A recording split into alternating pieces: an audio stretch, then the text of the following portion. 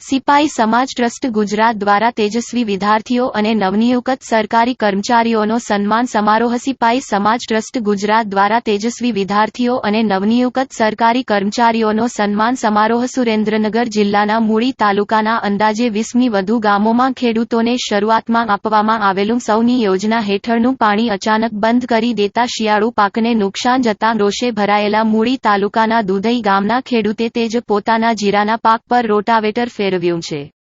સુરેન્દ્રનગર જિલ્લાના મૂળી અને થાન તાલુકાના મોટા ભાગના ગામોને સરકારની સૌની યોજના હેઠળ સિંચાઈ માટે પાણી આપવામાં આવે છે અને ખેડૂતો આ પાણી દ્વારા સિઝન મુજબ પાકોનું વાવેતર કરે છે। ત્યારે ચાલુ વર્ષે પણ સિંચાઈ વિભાગ દ્વારા અંદાજે 1.5 મહિના પહેલા સૌની યોજનાના વાલ્વ બોલી પાણી આપવામાં આવતા મૂળીના દુધઈ, સડલા, ખાટડી, ગડ્ડા, ટીકર, સુજાનગઢ સહિતના ગામોના ખેડૂતોએ પોતાની જમીનમાં જીરું, એરંડા, વરિયાળી સહિતના પાકોનું વાવેતર કર્યું છે, પરંતુ ખેડૂતોએ વાવેતર કર્યા બાદ અચાનક સિંચાઈ વિભાગ દ્વારા પાણી બંધ કરી દેવામાં આવતા શિયાળુ પાકને પાણી વગર મોટા પાયે નુકસાની થઈ રહી છે અને જીરું સહિતના પાક સુકાઈ રહ્યા છે। જે મામલે થોડા દિવસો પહેલા બંને તાલુકાના અનેક ગામોના ખેડૂતોએ સુરેન્દ્રનગર સિંચાઈ વિભાગની કચેરી ખાતે રજૂઆત કરી હતી।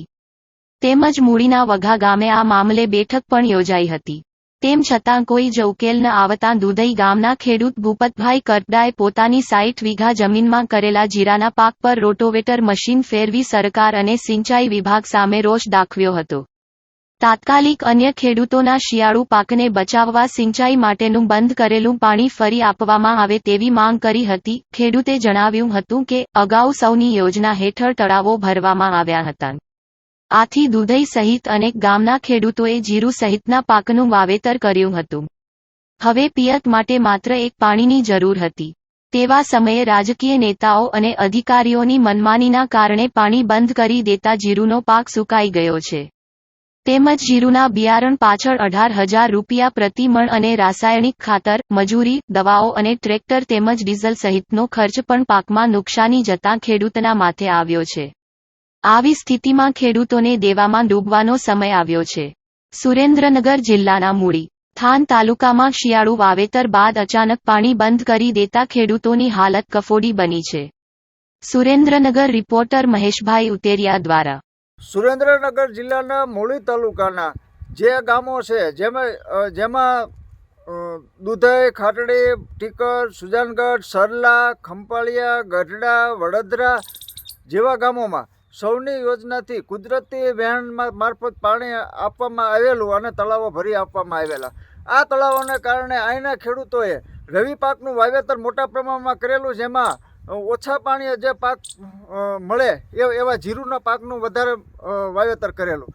ત્યારે છેલ્લા પાણી જ્યારે આપવાનું હતું કે એક વખત પાણી છેલ્લી વખત આપી દે તો જીરાને છેલ્લી વખત પાણી મળી જાય તો જીરાનો પાક પાકી ચૂકે એવી પરિસ્થિતિ હતી। ત્યારે અહીંના જે સ્થાનિક રાજકીય આગેવાનો અને સૌની યોજનાના અધિકારીઓની અવળચંડાઈને કારણે આ ખેડૂતોને મારું નામ સંજયભાઈ ઘનશ્યામભાઈ દલવાડી, ગામ દુધઈ, તાલુકો મૂળી।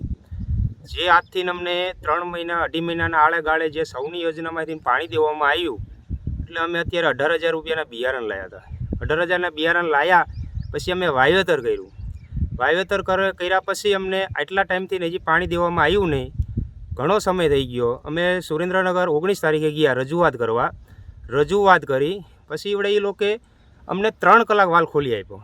પછી જો આ રાજકારણની જે બાબત હોય એના કારણે અત્યારે અમારા હાલમાં કોઈ પાણી દેવામાં આવ્યું નહીં, બંધ કરી દીધું।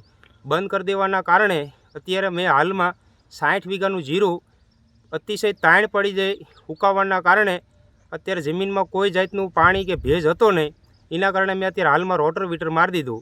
અત્યારે અમારા ખેડૂતને શું કરવું, આટલું બધું તો નુકસાન થયું, તો હજી છતાં જો આ સરકારને હજી તક જો પાણી દેવામાં ન આવે તો હજી ખેડૂતોએ આગળ આ જ રીતે નુકસાન થશે।